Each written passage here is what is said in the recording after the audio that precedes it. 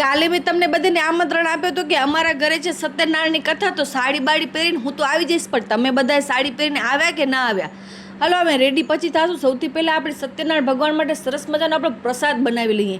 તો બનશે આજે સોજીનો શીરો, સરસ મજાનો ઘીમાં શેકાય છે અને હમણાં જ 5 જ મિનિટમાં મેળાવણ રાણીને કરી નાખશે રેડી. અને આ અમારી વત્સવી પણ રેડી અને આ અમારો દિવ્યાંશ પણ રેડી. મેળાવણી રાણી પૂજામાં બેસેલે ઘરચોડો પહેર્યો છે.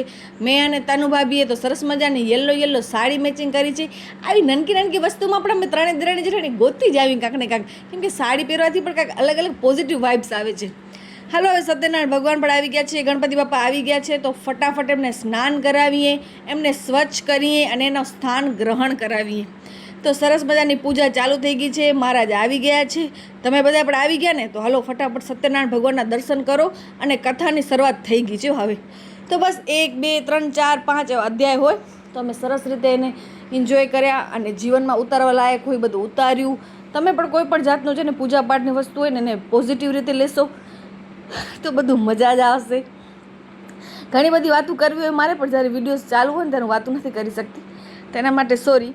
જીવનમાં જ્યારે તકલીફ પડે છે ને ત્યારે જ આપણે આવું બધું વિચારીએ કે આમ કરીએ, પણ ના, ક્યારેક તમે ભગવાન માટે પણ કાંઈક વિચારીને જોવો કે ચલો ને એના માટે પણ થોડોક ટાઈમ કાઢીએ, એની ખુશી માટે પણ કાંઈક કરી. હંમેશા મંદિરમાં જઈને બધી વસ્તુ માંગવાની નથી હોતી, ક્યારેક ભગવાન માટે પણ ખાલી જાઓ.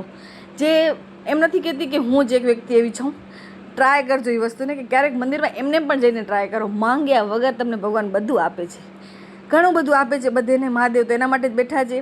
તો બસ પછી કથા બધા સાંભળી કરી અને આ બધાને પેટ પૂજાની તો ઈચ્છા થઈ જ ગઈ હતી, તો પ્રસાદ લીધો કર્યો, પછી થાકી ગયા હતા. તો આજે ખાલી દહીં વઘારેલો, ખીચડી અને મેળાવણ રાણી લોકો ગયા હતા પાર્ટી કરવા, અને અમે બધાએ કર્યો એન્જોય અમારો રાતનો ડિનર. તો ચલો કાલે મળું, બાય.